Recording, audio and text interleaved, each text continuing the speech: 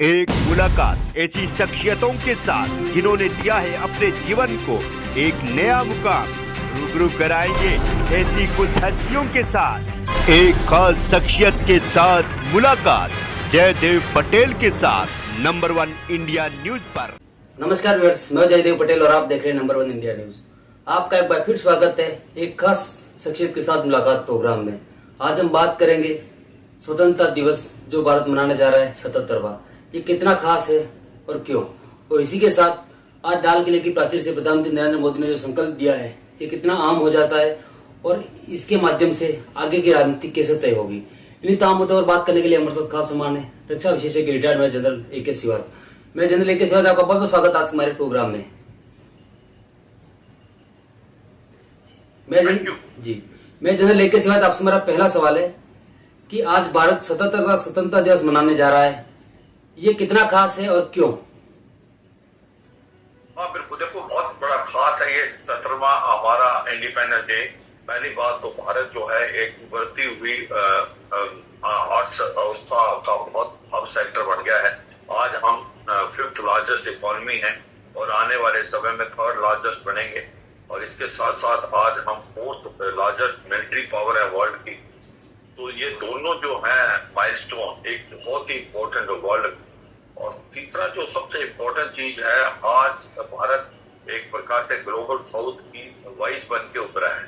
और जिस प्रकार से भारत की छवि हर तरफ फैल रही है, स्पेशली प्राइम मिनिस्टर मोदी के लीडरशिप के अंडर, वो काबिल तारीफ है। तो ऐसा लगता है कि जब हमको 1947 में आजादी मिली थी और उसके बाद अब तक भारत ने बहुत कुछ अचीव किया है। और आज भारत इस प्लेटफॉर्म पे है जब पूरा वर्ल्ड आपको बहुत रिस्पेक्ट के साथ देखता है। जी, मैं जनरल ए.के. सिवात, प्रधानमंत्री नरेंद्र मोदी जब भी लाल किले की प्राचीर से कुछ कहते हैं तो कहीं न कहीं एक संकल्प जो होता है उसके पीछे छुपा हुआ होता है। ऐसे में इस बार का जो संकल्प है वो कितना खास है और संकल्प क्या है, क्योंकि हमेशा कहीं न कहीं इसी के आधार पर देश की राजनीति और उनकी पार्टी जो है वो आगे चलती है। हाँ बिल्कुल, इसके अंदर के 4-5 पॉइंट बड़े इंपॉर्टेंट उन्होंने बताए। एक तो ये बताया कि जो भारत है एक प्रकार से वसुधैव कुटुंब की भावना से मानता है। इसका मतलब पूरी एक वर्ल्ड एक फैमिली है और भारत हर को साथ लेके चलता है। और भारत जो है ग्लोबल साउथ का बड़ा ध्यान देता है। जिस प्रकार से कोविड-19 के बाद जब मारामारी थी और ये छोटी छोटी कंट्रियां, अफ्रीकन कंट्री जिनको कोई भी वैक्सीनेशन नहीं दे रहा था, भारत बढ़ के आगे आया, उसने कोविशील्ड और कोवैक्सीन दी। तो ये एक बड़ी काबिल तारीफ थी। और उसने बार बार ये बताया कि जब तक छोटे देश, गरीब देश को अगर दवाई नहीं मिलेगी तो ये डिजीज सॉर्ट आउट नहीं हो सकता, ये दोबारा फैलेगा। तो ये एक बड़ी इंपॉर्टेंट चीज है। आज भारत G20 में भी ग्लोबल साउथ की आवाज बन के उभर रहा है। दूसरा बात जो प्रधानमंत्री ने बताया कि देखो कि एक आवाज दी है इस प्लेटफॉर्म से पूरे वर्ल्ड को कि अब इस हमारा जो G20 का नारा है कि 1 अर्थ 1 फैमिली 1 फ्यूचर, की पूरी जो ग्लोब है वो एक इंटीग्रेटेड है। आपस में हम एक दूसरे के साथ जुड़े हुए हैं, ट्रेड से, बिजनेस से, और हम एक फैमिली हैं। और इसी प्रकार से हमें इकट्ठा लड़ना चाहिए, स्पेशली क्लाइमेट चेंज से, करप्शन से, टेररिज्म से। और भारत इसको बिलीव करता है। और भारत एक ऐसा देश है जिसने किसी के ऊपर कोई हमला नहीं किया और भारत शांति चाहता और भारत किसी के ग्रुप में नहीं जाता। तो ये एक मैसेज उसने वर्ल्ड को दिया है और बहुत ही सुनहरा मैसेज दिया है। एक उन्होंने बहुत इंपॉर्टेंट चीज की है कि उभरती हुई भारत की अर्थव्यवस्था, वो भारत के जो नागरिकों को बताया है कि अगले साल जब प्रधानमंत्री दोबारा रेड फोर्ट से बोलेंगे 15 अगस्त को, तो फिर और भी इम्प्रूवमेंट होगी। इसका मतलब वो इतना कॉन्फिडेंस है प्रधानमंत्री को कि अगले साल भी वो प्रधानमंत्री रहेंगे और अगले 5 साल के लिए जो उनकी गवर्नमेंट दोबारा आएगी। और ऐसे में उन्होंने जो अपने माइलस्टोन आगे बताए हैं वो काबिल तारीफ है कि 2047 तक भारत डेवलप्ड कंट्री बनेगा। भारत एक थर्ड लार्जेस्ट इकोनॉमी के बाद डेवलप्ड कंट्री की तरफ बढ़ेगा। उसके साथ साथ भारत आत्मनिर्भर बनेगा। मेक इन इंडिया कॉन्सेप्ट की जो बात करते हैं प्राइम मिनिस्टर मोदी, वो भी काबिल तारीफ है। जो उन्होंने बताया कि अब हम अपना सामान खुद बनाएंगे, स्पेशली जो हथियार हम बाहर से खरीदते थे, आज हम उसको अपने आप बनाएंगे। Make in India make for world.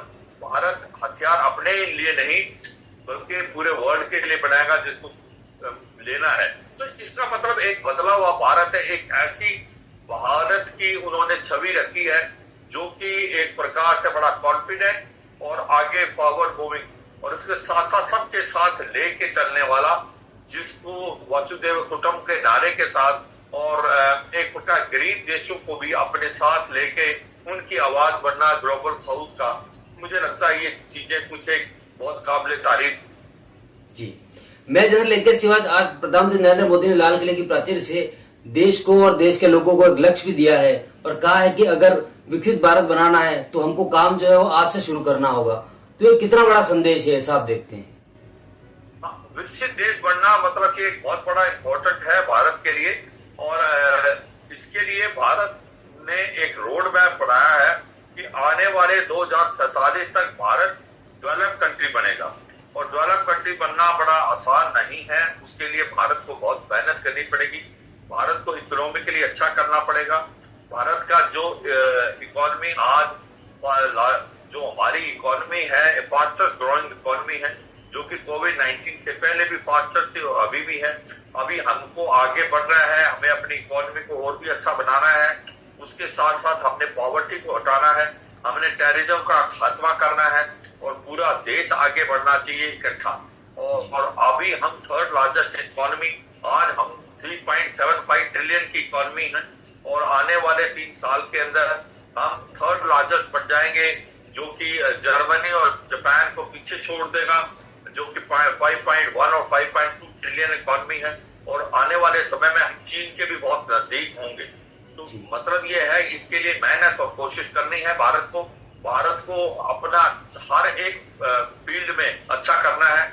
हमें अपने जो सर्विस सेक्टर है उसको अच्छा कराना है, इंडस्ट्री अच्छी करनी है, मैन्युफैक्चरिंग हमने उसके ऊपर ध्यान देना है और एक प्रकार से आत्मनिर्भर और मेक इन इंडिया के ऊपर हमने जाना है। और आने वाले टाइम में आर्टिफिशियल इंटेलिजेंस और जो है वो उस पर हम जोर देना चाहिए और इसी के साथ साथ हम जो सेमीकंडक्टर और चिप्स है उनकी भी बात की, वो भारत के अंदर बनेंगे आगे और भारत एक हब सेंटर बनेगा।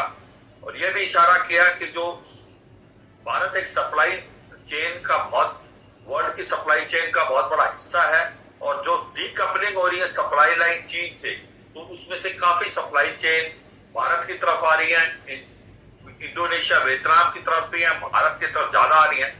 तो ओवरऑल जिस प्रकार से रोड मैप रखा है प्रधानमंत्री ने भारत के लिए, वो एक काबिल तारीफ है। वो दिखलाता है कि राहें मजबूत है, बहुत अच्छे माइलस्टोन बनाए हैं, एक अच्छा रोड मैप बनाया है कि किस प्रकार से हम 5th लार्जेस्ट इकोनॉमी से थर्ड और उसके बाद 2047 जब भारत 100 साल पूरे करता अपने इंडिपेंडेंस के, तब तक भारत एक डेवलप और विकसित देश बन के उभरे वर्ल्ड के अंदर। जी, मैं जनरल लेके सिवाज आपसे मेरा एक क्लोजिंग क्वेश्चन है कि अगर हम रक्षा के क्षेत्र की बात करें तो पहले भारत जो डिफेंस इक्विपमेंट्स जो थे उनको कहीं ना कहीं आयात करता था, लेकिन अब भारत निर्यात कर रहा है। तो ये कितना बड़ा अचीव आप मानते हैं रक्षा के क्षेत्र में भारत का? बहुत बड़ा, सबसे बड़ा इम्प्रूवमेंट अगर है तो वो हमारे डिफेंस सेक्टर में है। हम 80% के करीब अपना जो डिफेंस हथियार थे वो बाहर से इंपोर्ट करते थे, ज्यादातर हम रूस से करते थे, जो कि 60 से 65% है, जिसके अंदर टैंक्स भी थे, आर्टी गन भी थे और आपके एयरक्राफ्ट भी थे, शक्ति थी, मिसाइल भी। मगर भारत अब बदला हुआ है, अब मेक इन इंडिया और आत्मनिर्भर भारत है। आज हम 40 से 50% जो है सामान खुद बना रहे हैं और यही नहीं, आने वाले अगले 5 साल में हम इसको 80% करते हैं। भारत ने 2 डिफेंस कॉरिडोर बनाए हैं, एक नॉर्थ में एक साउथ में। नॉर्थ में जो है यूपी डिफेंस कॉरिडोर और साउथ में बेंगलोर डिफेंस कॉरिडोर, जहां पर स्टार्टअप लगेंगे और डिफेंस इंडस्ट्री का सेटअप होगा। और आज की तारीख में भारत ज्यादातर हथियार खुद बनाना है। जिस प्रकार से हमने खुद एयरक्राफ्ट कैरियर बना दिया INS विक्रांत, आज से 15 साल पहले कोई सोच नहीं सकता था।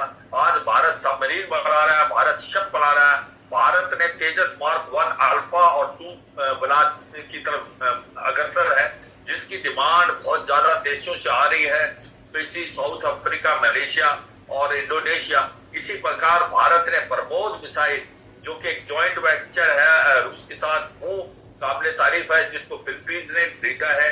तो आने वाले समय में भारत जो है एक सब सेंटर बनेगा डिफेंस इक्विपमेंट का। तो भारत का नारा है मेक इन इंडिया का मेक फॉर वर्ल्ड। इसका मतलब भारत अपने ही लिए नहीं इतने हथियार बनाएगा कि भारत दूसरे देशों को भी बेच पाके और उससे फॉरेन जो एक्सचेंज है वो कमा पाए।